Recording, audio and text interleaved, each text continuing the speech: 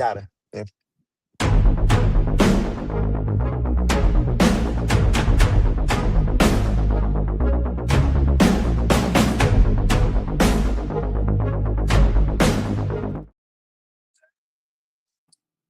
Hey, good afternoon, folks. We are Let It Run. I'm Freddie Bro York, once again located in the studios, which is my second bedroom. And my condo, John, you look like you're traveling, which is not On the move. Yes, got to keep up my name. The traveling handicapper is now traveling to Atlantic City. Well, thankfully, you're not behind the wheel, so that's a good thing. We did make the switch. We pulled over to the park and ride, and we switched drivers. Okay. Well, it is happy hour. You're driving. I'm not. I'm raising my NYRA glass. So Naira glass. There you go. After the long week at Hamilton Physical Therapy Services, this is a well-deserved sip. Yep. Very good. Enjoy it. Hey, before we dive into the show, which we're going to cover first, we'll go ahead and cover the first race that we'll cover will be one of two races that are being run for Derby prep points on Saturday. Well, that'll be the San Felipe Stakes, 6:41 Eastern Standard Time. The second race that we're going to talk about and we'll cover is the Tampa Bay Downs race, another Derby prep race, Tampa Bay Derby, which is at 5:35 Eastern Time. So there is time between the two big prep races. And I think, John, those are the only two prep races this weekend. Yeah, that's the ones that matter. I didn't really see anything else, but I've been focusing on these two and the Tampa Bay card, which we'll cover tomorrow early time, 11:30. Give you time to finalize your tickets for the late pick five. So 11:30 tomorrow, we'll cover the entire late pick five at Tampa. Yeah, let's talk about tomorrow's show. Some may be glad to hear this. I will not be on the show. I'll be participating in a luncheon at Bill's Old Tavern for the Marshals who are in the St. Patrick's Day Parade for the Hibernian Club, which is next Saturday, March 14th. We hope to have good weather.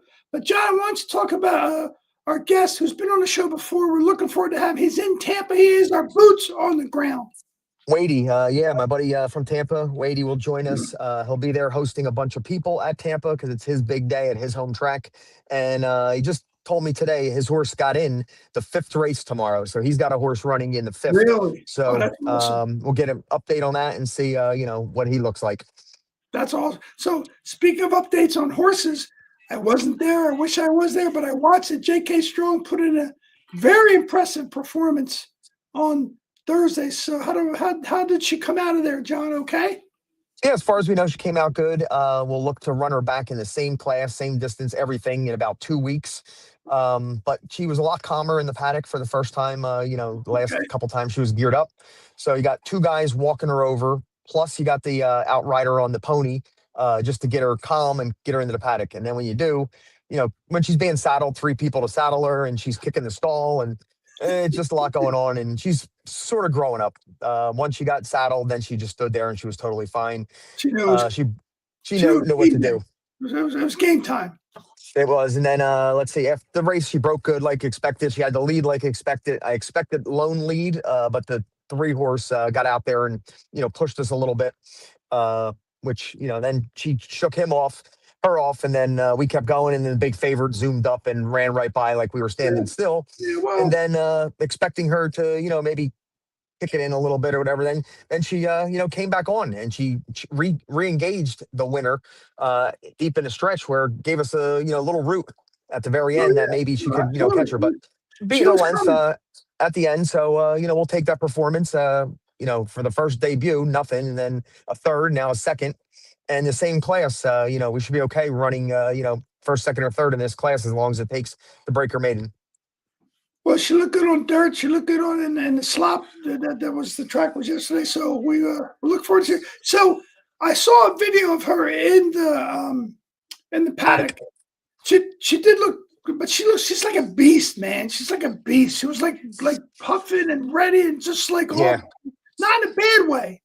No, No, I no, in a don't. good way. She looks the part. I mean, she looks the part. She Yeah, because they were showing. I was seeing some of the other horses. I'm like, mm-mm, those horses not don't look the same.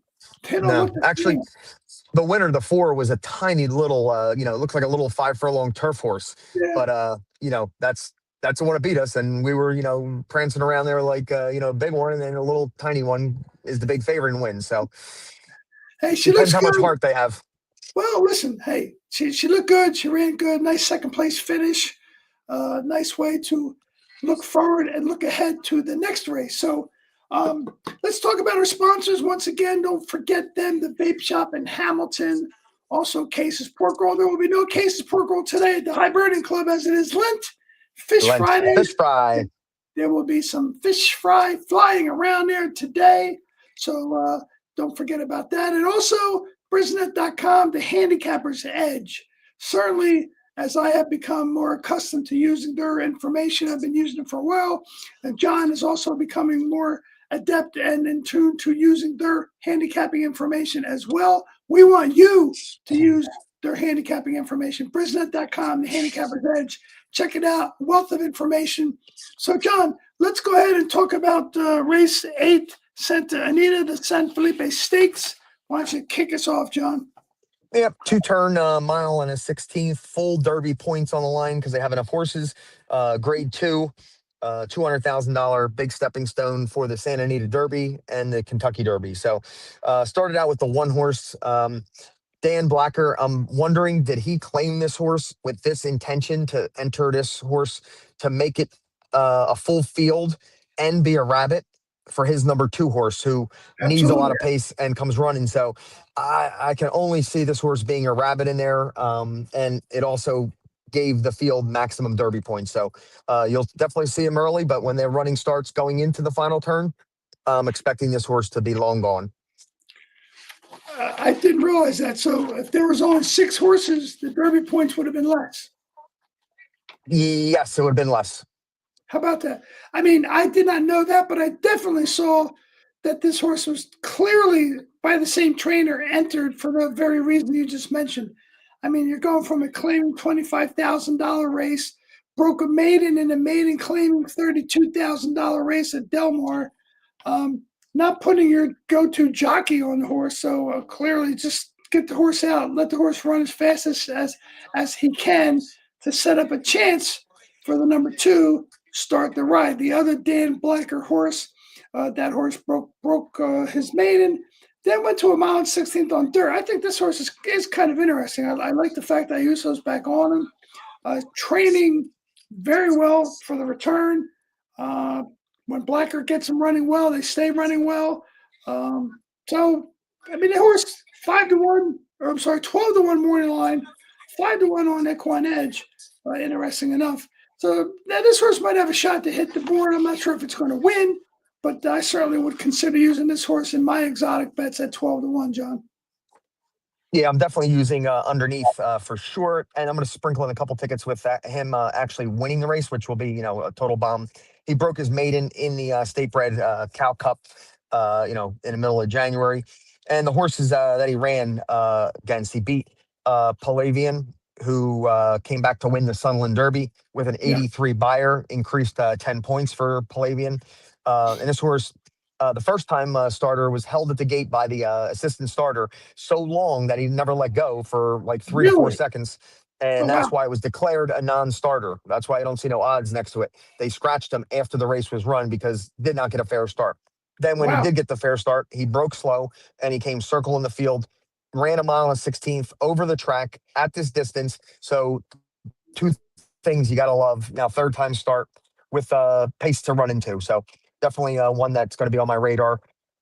Secured Freedom, the 3, another one that ran in spots last time. Was up near the pace, then he backed out of it. Then he came. Really a weird run race for this horse. But then when he Mhm. did kick in at the very end, he galloped out in front of everybody. Big gallop out when he finally figured it out in the stretch after being green. So another one that will not have any problem with the distance. Well, actually, you know what? I'm sorry. This is the wrong one. Practical Joke. Everybody, thinks, more like a mile. This mile and 16th probably is within his wheelhouse. Going further than that, I'd be a little skeptical. But I think at the price this one's going to be, worth a look. Be in my exotics for sure at 8 to 1. Oh, I agree. Ran third in the last race behind Plutarch, who scratched out of the Derby. Is that correct, John? Plutarch. He's off the Derby Trail, right? Yeah. Before that horse was off the Derby Trail, was certainly a high quality horse.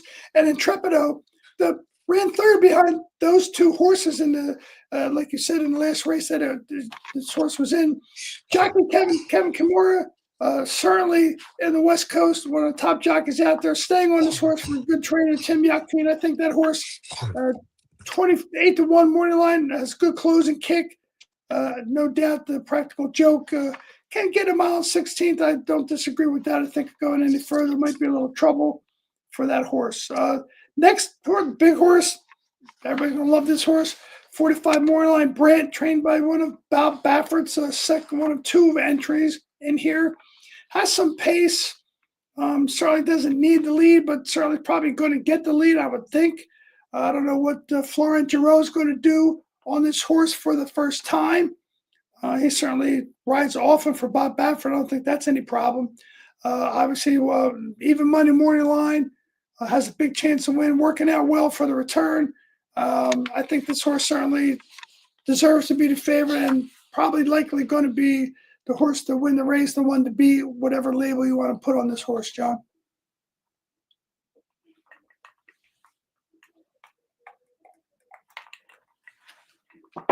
Maybe John is in a where he may have lost his connection, but I keep going. The next horse is a Bob Baffert horse that I have some interest in. Ridden by J.J. Hernandez, Kimura gets off this horse to go on the 3-horse, not a Bob Baffert horse. Are you back, John? Yeah, I'm in the parking garage. I'm trying to get into the casino, which has the good reception. So bear with me. But did you finish up Brant? I just started. I went down with Brant. Yes, I said he's probably going to be the one to beat. Certainly, obviously, the morning line even money, probably going to be less than even money by the time the gates open. So I did talk about that horse, John. Yes. Yeah, he's probably going to be, in the area of 4 to 5 or something. $3 million purchase.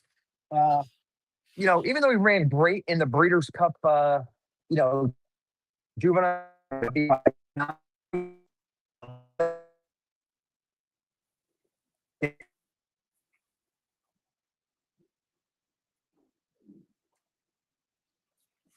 Horse to this spot, trying to get him into the race, but it just was a rush job to get him here. So there's too many negative things against this.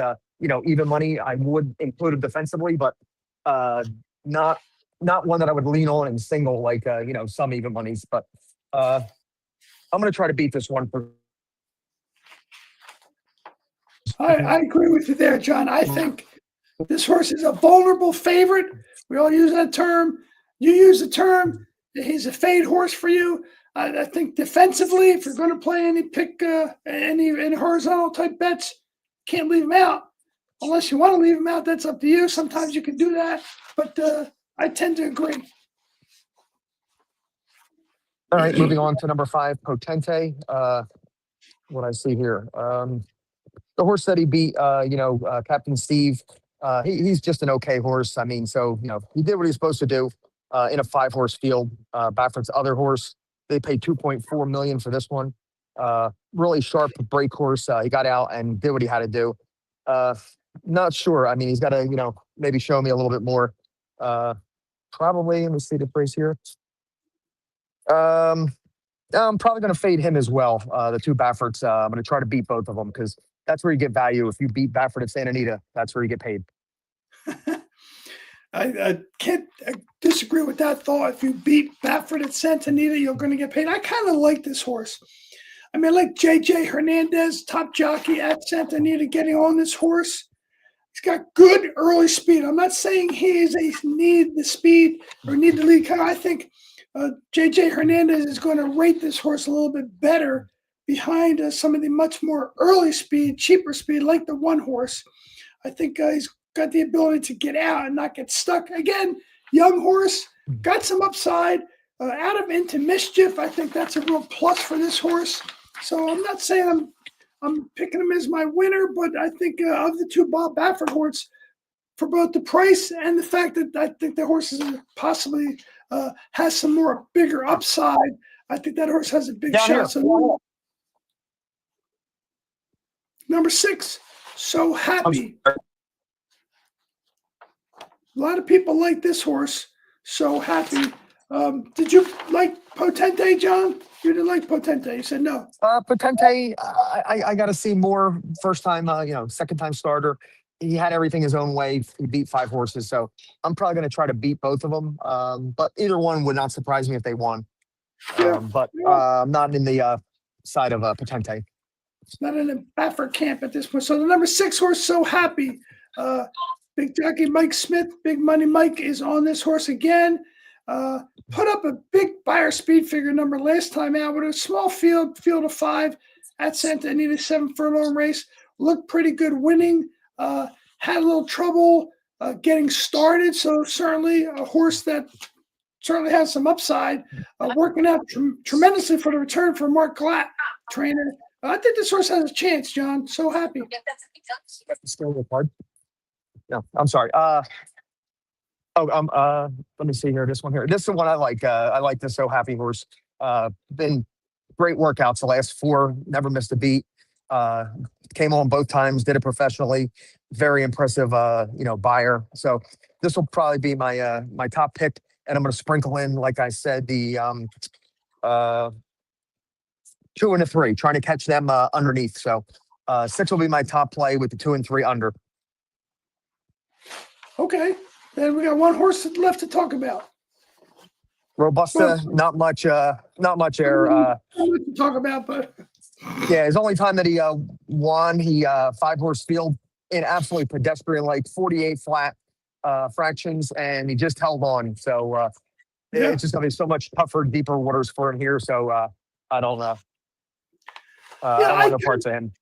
I think I agree. I don't need to say much about that horse. You said it all right there. Although I do like Caramillo as a jockey, but he's just not on a good enough horse. The horse was in the same race that Robusta Secured Freedom was in. Robusta was in the Robert Lewis race, the Grade 3 at Santa Anita. But I think this horse is just up against it. So I'm going to stick with the 5. I like the second Bob Baffert entry. I think I'm going to do like you mentioned, put the 2 and the 3 underneath with that, but I'm going to do the 5 and the 6 on top of the 2 and the 3, and looking for a little price for underneath. I think that's a good bet. So that's who we like in that race, John. We'll talk about that race, or you guys will talk about that race maybe a little tomorrow. Get some feedback from Wadey. Now we're going to go on to a much more exciting race, the Tampa Bay Derby at Tampa Bay Downs. Nice big field here, big field of 9. Good field, so 50 points are on the line. John, why don't you kick it off once again? Yep. It starts with Red Lamb and Rebels. He is the speed of the race from the rail. No choice but to gun it out of there. Now going turf to dirt. Broke his maiden on the turf. His lone dirt start was not nothing to write home about. So maybe a pace factor, and probably not going to be on any of my tickets. Yeah, I mean, this horse clearly looks like a turf horse in terms of what the horse has done so far in his career. His 2 best buyer speed figure numbers are on turf. Trainer Patrick Bancone does well when he puts a horse from turf to dirt. Drew a pretty good spot for a horse with speed. I don't think this horse has a chance to win, but certainly his morning line of 10-1 is going to go up. I think quite a bit, but not my horse. The other horse is the next horse is number 2, Talkin', 15-1, ridden by Joel Rosario. Number 2, Prime Power, trained by Danny Gargan. One of several horses in this race that has a P designation from Brisnet, which is a presser. And that horse, that designation of a presser by Brisnet wins a lot of races at this distance at Tampa Bay. So you got to keep that in mind. Now, this horse is not my pick of the pressers, but this horse certainly looks as if had a bad race the last time out, just tired and no excuse, really no excuse that anyone could see that I could see. Hasn't held up very well. His form is kind of not really looking like he's a horse on the improve. So this horse is a fade for me.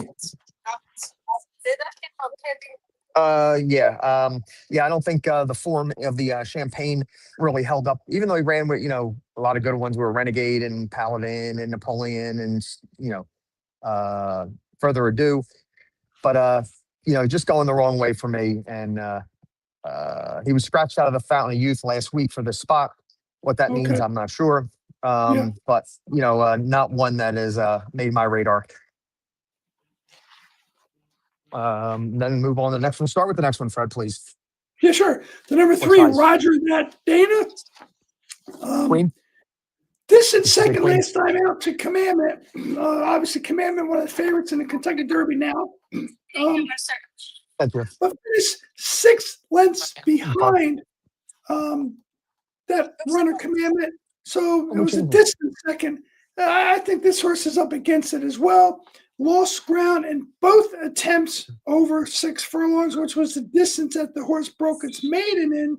So trying to make the distance of ground up right now in a race of this quality is going to be tough. That horse is definitely not on my radar. No, speed figure's a little slow. Has God bless.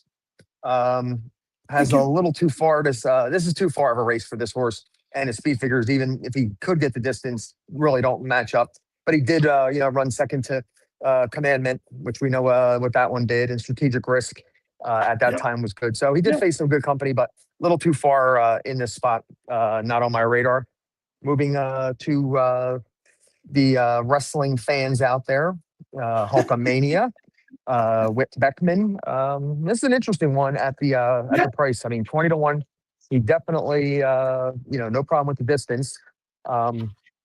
And I think he could just sit a nice trip and, make himself heard, running in the stretch. It's a lot to ask going from, maiden special to a grade 3 Tampa Bay Derby. But at the 20-1, if he remains, above 15-1, he'll definitely be in the mix. And I would sprinkle very few tickets with him on top, but mainly, a second, third horse to boost your tries. He is one of the horses. There are 4 or 5 of them that have that P presser rating from Brisnet, which again, it's like 57% win at this distance at Tampa Bay Downs in the last how many races I've checked that out. Has good, has the ability to stay. I think the horse is bred for distance. I think a couple other horses are coming out of maiden races that might have a little more upside than this horse.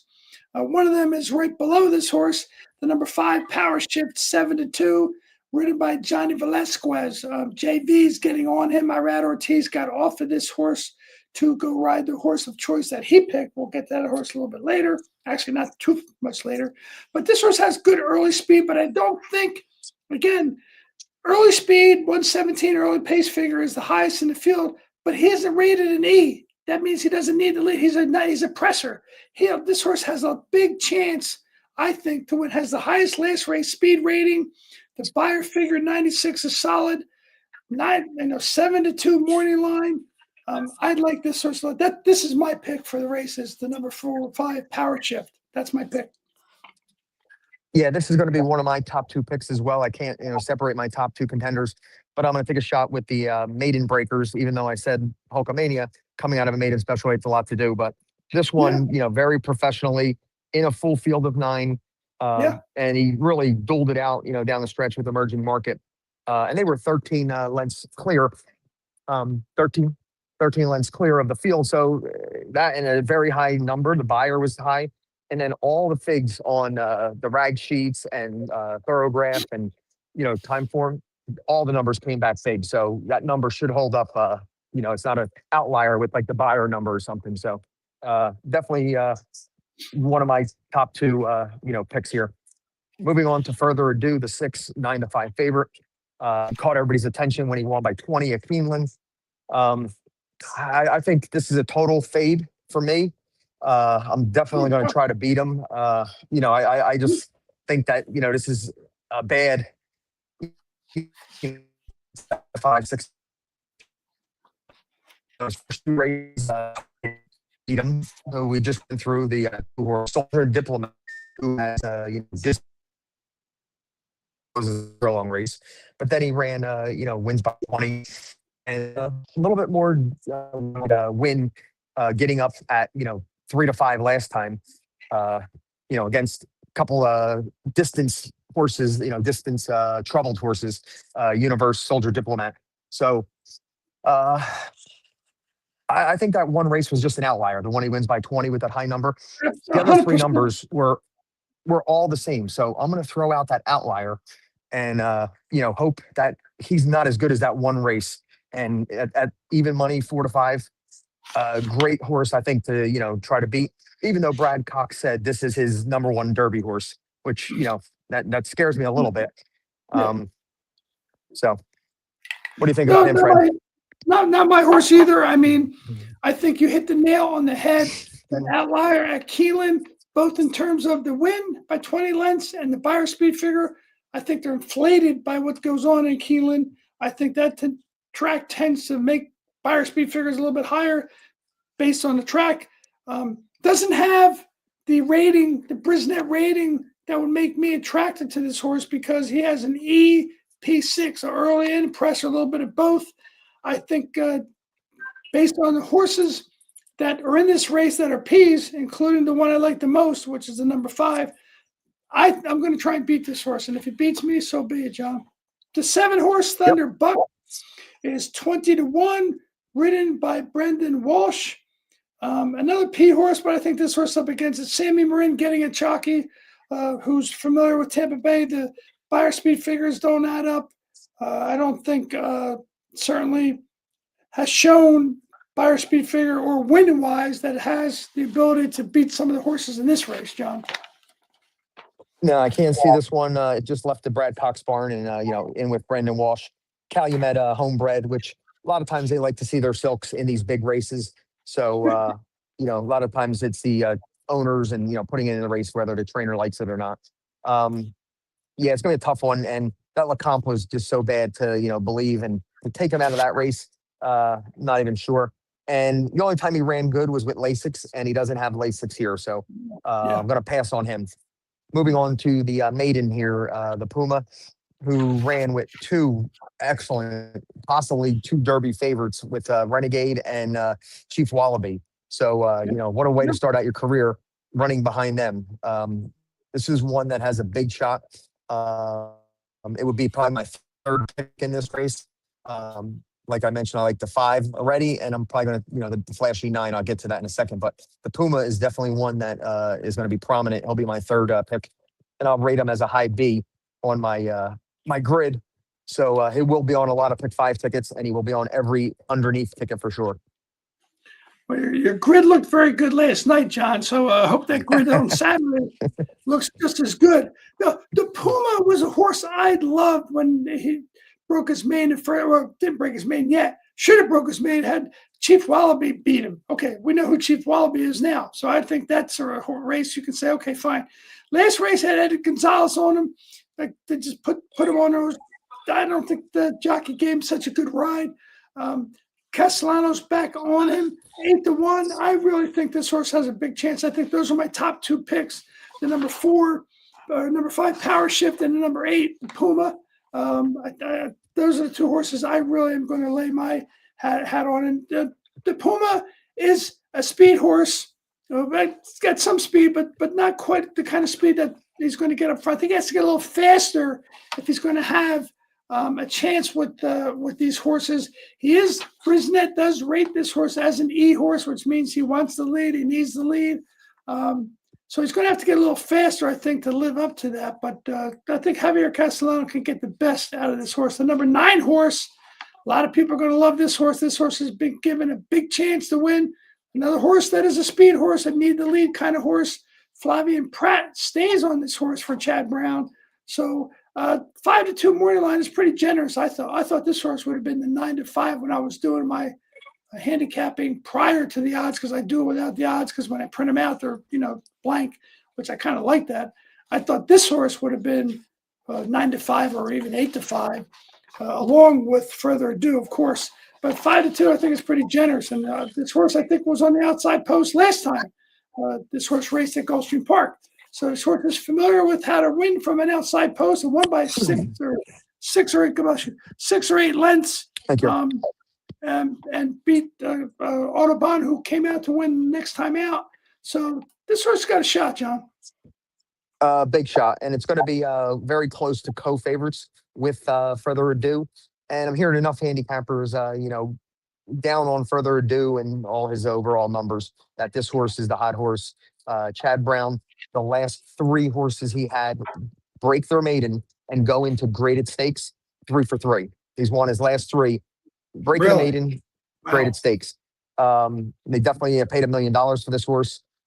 He did it so professional, and the race, hopefully, like you said, Audubon came back to win. The race holds up, and I love Flavian Pratt sticking around. So yeah, this will be my one of my top picks. I will take the 5 and the 9 and use it over top of the 8 horse. And like I said, Hulkamania maybe to close and get like 3rd or 4th. But one of my top 2. After that comment that Chad Brown was 3 for 3, I took out the red pen and highlight that. Yeah, put a big circle around count 3 for 3. That's amazing. Horses that broke their maiden and then entered a stakes race. He's 3 for 3 into a graded stakes, not just a stakes, a graded stakes. His last 3, he's won all 3. So he positions the horses that have a real chance. He's not going to send a maiden breaker to a stake race that he develops them the way they should be, where he could go non-winners of one other than allowance, and then maybe more move into an overnight stake before they get into that. And he's willing to take his time with them. This was his Preakness horse that they're all talking at. This is the Preakness horse. This is the Preakness. So I think if he doesn't win this race here, he will be pointed directly for the Preakness and come up with a path for that. But if he wins impressively here, I think those Preakness plans may get shuffled around, and he will come up with a plan to get him to the Derby. So if he doesn't win, Preakness in the cards. If he wins, reshuffle Derby. That's just my thought. No, I think those thoughts are accurate, and I think this horse has a big chance to win. I mean, my top pick is number 4. I'm going to use the number 5 Power Shift over the 8 and the 9. I mean, I like those horses as well. I just think this race is a great betting race. But again, I just have to go back to that P rating. That means a lot when Brisnet rates these horses based on their run style, and they come up with a graphic that shows what percentage of horses win if they have it. So there's a lot of P's in this race, but meaning pressers. But the only 2 that attract me are the 4 Hulkamania and the 5 Power Shift. The other ones don't really have that. Should be a very interesting race to watch, John, and I'm looking forward to watching it myself. Somehow in between what I'll be running around with today. But I want to thank you, John, for taking the time once again to join the show as you travel about your place. I hope you have it sounds like you're going to turn around and go right home now. We got our free gift, which was 2 sets of queen sheets. Now we got some free play. We'll gamble a little bit of slots and maybe maybe a couple bucks, and see if we can get my wife some tier points to get her up to the status that we're trying to get to with the tier points. So it's all a big game. Good luck with that, John. I appreciate you taking the time. I know it's a little bit of a hassle to be walking around and checking in with your photo. We really appreciate you joining us.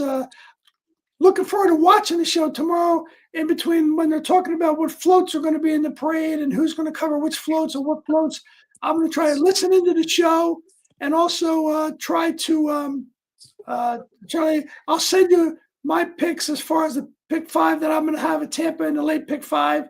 And I wish you good luck, John. So any final words before we check out? No, just make sure you have your earpiece in, and you got to have your phone in your pocket, and nobody would even know what you're listening to. But yeah, get me your picks over. We'll post them up.